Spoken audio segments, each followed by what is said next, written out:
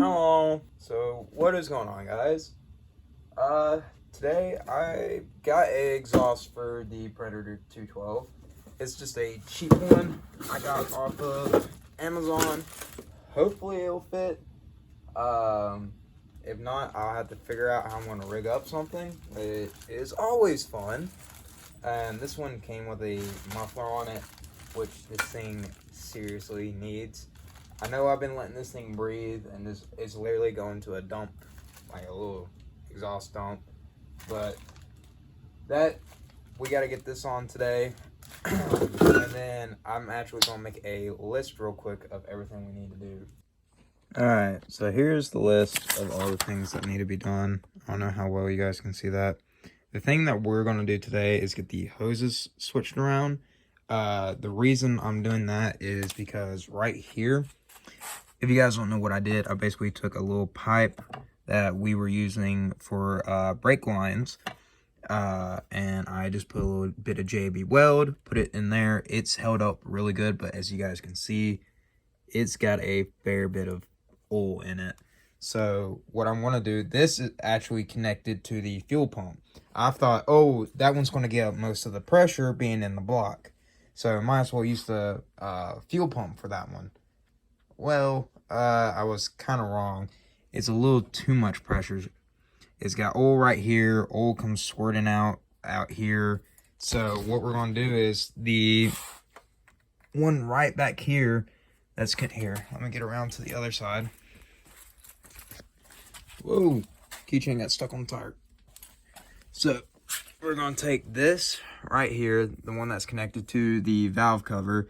This one is not receiving as much oil as I thought it would, because I always hear more about this one, but I also remember now that a bunch of people usually just clog up the one right here.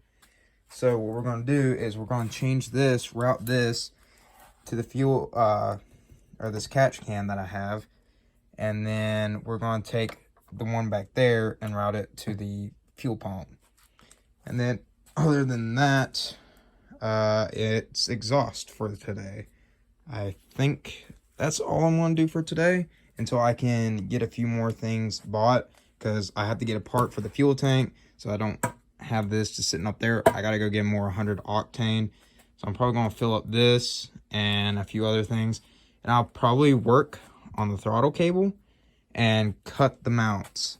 I know brake, I really want a brake in the rear. But as you guys can see, that sucker's stiff. So I'm going to do all that. And I think that's really all for today. Alright. So all this is disconnected. Now it's going to be a game of zip ties. Or I thought about going and getting like little things you can put into the hoses. That'll change the size. And you know, it's just little adapter things. Which is something I really want to do. Just because that's what one of my plans were for this thing was. To like get those kind of adapters. Make this thing look really, really freaking nice. So I think I'm going to put a stop to oil and stuff today and get the other things done. So basically that is exhaust. I'm not going to mess with the CVT today. And I don't know, I guess cutting. Yeah, that'll be the last thing I do.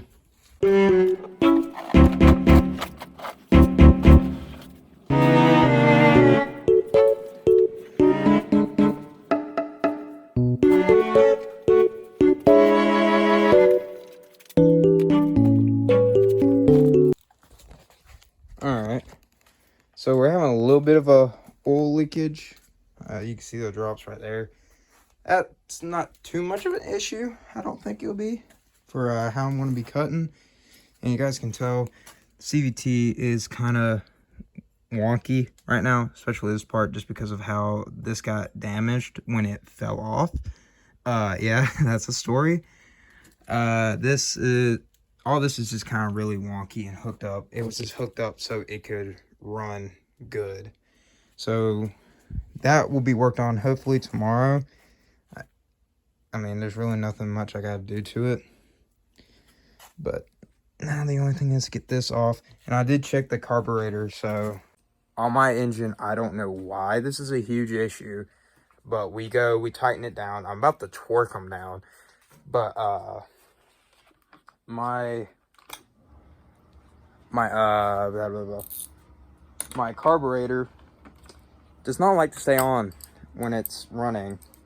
It has a bad tendency to shake itself loose, which is kind of a big deal, you know, kind of need that for fuel and stuff.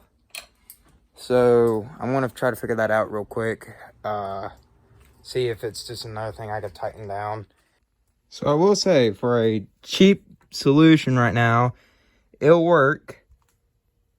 That's about I want to say about a ½ inch gap. It'll work, and I mean, this thing is, I'm going to burn the crap out of myself. So this I got off of Amazon for like 40 bucks. Ain't bad. We've done ported and polishing to this engine. We had a guy at school who actually does this for a living. I'll put his stuff, if I can get it, in a later video or this video. You guys can hit him up. He's honestly, when I looked at it, I'm like, damn, I thought only machines could do that. But this kit comes with everything you need, which is amazing, because this is the exhaust I had. Yeah, you can tell why I was burning the crap out of myself. Okay, so I know it's supposed to be a muffler, but come on. It's literally plugged, or like plugged up. I'm going to hook it up on the vise over there and just see if I can get this thing out. Other than that, I mean, pretty cool muffler. That's so much better. I know I basically just straight pipe this thing, but I mean, this is still going to muffle it a fair bit. I just didn't want it being completely restricted, because like I said, we already did polishing and porting. There's no reason to restrict it when I'm already got all that head work done.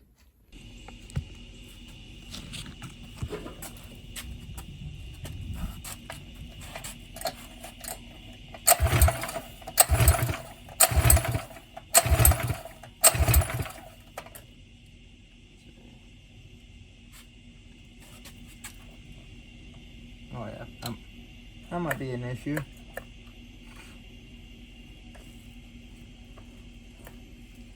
Alright, so that's completely,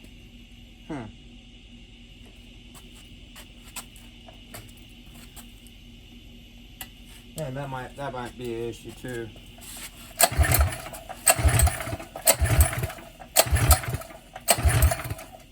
Oh, come on. I thought I could do it without the carburetor being tight, but looks like I'm gonna have to go find a Allen key or something to tighten it with. Alright, everything should be connected right this time. Make sure it's on, plugged in everywhere.